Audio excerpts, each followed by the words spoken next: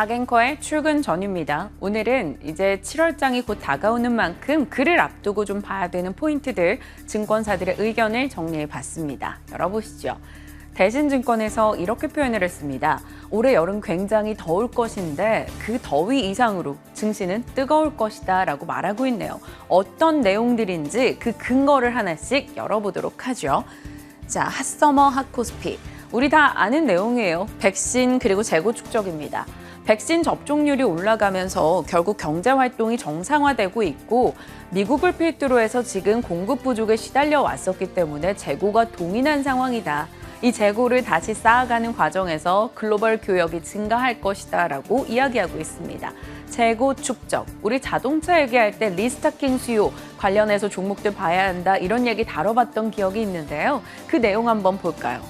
과거에 이 미국이 재고를 소진해서 다시 쌓아가는 과정이 한 3-4번 정도 있었습니다. 대표적인 게 IT 버블, 그리고 글로벌 금융위기, 또 IT 슈퍼사이클 때요. 그때마다 공통적으로 나왔던 건 한국의 수출이 계속해서 같이 늘어나는 움직임이 보였다라는 거죠. 지금 미국이 재고를 쌓아가는 시기라서 결국에는 한국의 수출이 늘어날 거다. 글로벌 교역이 증가하는 수혜를 볼 것이다 라고 말합니다. 그래서 대신증권에서는 글로벌 증시 내에서 올해 여름 코스피가 가장 주목받을 수 있다 이렇게까지 의견을 냈습니다. 결국 수출 증가해서 기업 이익이 개선되며 코스피가 상승한다라는 거죠. 올해 코스피 전체 영업이익은 208조 원이 될 것이고 내년도는 그 이상으로 올라갈 239조 원의 이익이 나올 것이다 이렇게 의견을 내놓고 있습니다. 그러면 어느 정도 코스피 상단 레벨을 보고 있을까요? 대신증권에선 3분기 더 올라갈 거고 그 가운데 3,630선, 그 상향 조정도 열어놓고 있다라고 이야기를 합니다.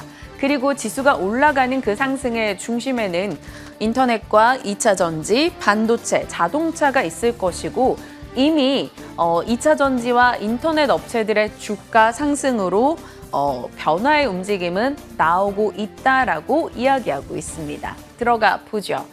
지금 4월부터 코스피 상대 강도, 코스피 대비 상대 강도를 보면요. 이미 5월에 자동차 쪽에서 가장 먼저 빠르게 반응을 보였고요. 그 다음 2차 전지, 그리고 인터넷 업체들, 그리고 지난주부터 해서 반도체 쪽에서도 고개를 들었죠. 이런 과정 속에서 결국 반도체와 자동차가 다음을 이끌면서 3분기 끌고 갈 거다라고 말합니다. 저희 시간 통해서 출근 전 자동차 얘기는 많이 했는데 6월에 반도체는 거의 하지 않았더라고요. 장비주만 딱 한 번 다뤘던 걸로 확인이 됐습니다.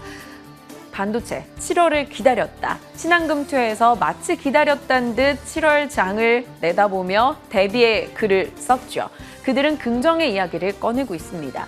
2분기 유독 반도체가 부진했다라고 말하고 있는데요. 상대적으로 다른 데보다 실적 영업이익 증가율이 좀 덜했기 때문에 그리고 비메모리 공급 부족 사태가 있었고 세트 생산 차질이 있었고 메모리 반도체 고점 논란이 있었기 때문에 다소 부진했다라고 말합니다. 주가 움직임 볼까요?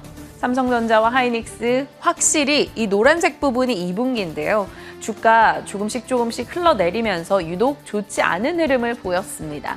신한금투에서는 2분기는 부진했지만 이제부터 나아질 거야 라고 긍정의 회로를 꺼내놓고 있습니다. 그들의 내용을 보면 고단했지만 삼성전자와 SK하이닉스 과거 주가 추이를 놓고 봤을 때요. 결단코 특별한 대외적 충격이 있지 않은 상황에서는 추세적 하락이 없었다라고 말합니다. 조금 이 주가가 내려갔던 시기들을 들여다보면 금융위기, 유럽 재정위기, 위안화 쇼크, 미중 분쟁 이렇게 큰 이슈들이 있을 때 타격이 조금 있었지 그 외의 이슈에서는 추세적 하락을 보인 적이 없다. 그래서 지금으로는 상승 사이클 중에 잠시 찾아오는 조정에 불과하다라고 이야기하고 있습니다. 그들이 깔끔하게 이런 말을 꺼냈네요. 상승 사이클에도 주가 조정은 있다. 고점 논란은 거쳐야 할 과정인데 지금 이제 그 과정을 모두 거쳤다라고 말하고 있습니다. 그래서 어느 정도를 생각하고 있는지 내용을 다시 한번 이어가 보면요. 반도체 22년까지는 빅사이클이 될 것이다 라고 말합니다. 지금 생산업체들 재고가 줄고 있고 서버 수요, 페이스북이나 구글이나 HP에서는 여전히 재고를 쌓아가는 과정이기 때문에 서버 수요 괜찮아라고 얘기하고 있습니다. 그리고 중국 스마트폰 업체들 요즘에 오더컷 내고 있죠. 재고가 많다라는 것으로. 하지만 중국 업체들은 그럴지 모르지만 이 삼성전자와 애플 같은 경우는 여전히 재고가 부족한 상황, 다시 한번 재고를 쌓는 과정에서 수요가 있을 것이다. 그래서 22년까지는 빅사이클에 대한 기대가 있다라고 말하고 있습니다. 그래서 3분기 실적이 어느 정도 나오는지 우리 확인을 하는 게 필요하고 이번 마이크론과 삼성전자 실적 그리고 7월의 수출액 데이터 등이 주가 상승의 기회로 작용될 거다라고 이야기하고 있습니다. 2분기는 반도체가 열이었으나 3분기는 우위가 될 수 있다라고 신한금투에서 의견을 냈죠. 그리고 그들이 바라보고 있는 종목들 언급을 했습니다. 신한금투에서는 총 5종목을 꼽았습니다. 삼성전자, SK하이닉스, 한미반도체, 유진테크, 원익QNC인데 최선호주로는 4종목, 삼성전자를 제외하고 골랐고요. 삼성전자 목표 주가는 10만 5천 원 이야기했습니다. 반도체 이미 주가 바닥 지났다라고 말하네요. 신한금투의 의견이었고요. 다만 어제장에서는 현대차증권의 의견이 조금 이슈가 됐었죠. 그동안 현대차증권은 삼성전자에게 굉장히 우호적인 리포트를 많이 내왔었습니다. 그런데 현대차증권이 어제 삼성전자의 목표 주가를 낮추는 리포트를 냈죠. 6개월 목표가를 11만 원에서 10만 원으로 낮춰 잡았습니다. 서버 디램 가격 변동성을 반영한 거고 2분기에 플래그십 스마트폰 출하량이 줄어드는 것에 대해서 염두에 둔 가격이다라고 언급을 했죠. 다만 현대차증권 여전히 지금 매수 전략은 유효하다라고 이야기했습니다. 올해 사실 삼성전자에 대한 하향 리포트가 나온 건 8번째입니다. 총 3보니까요. 4월 23일 한국투자에서부터 시작을 해서 총 7개 리포트들이 나왔었고 어제 현대차에서 또 마지막 8개 리포트를 냈죠. 분명 목표가 하향 리포트 부담이 됩니다. 하지만 외국계 증권사처럼 목표 주가를 반토막 낸 것도 아니고요.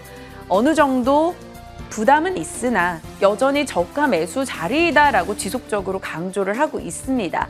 그들이 내고 있는 목소리 우리가 좀 잘 파악할 필요가 있어 보이지만 외국인의 수급이 IT 쪽으로 집중된다면 전문가들은 지금 언제든 매수가 가능하다라고 말하고 있는 만큼 지나친 비관론을 키워나갈 필요는 없어 보입니다. 지켜보도록 하죠. 박앵커의 출근 전이었습니다.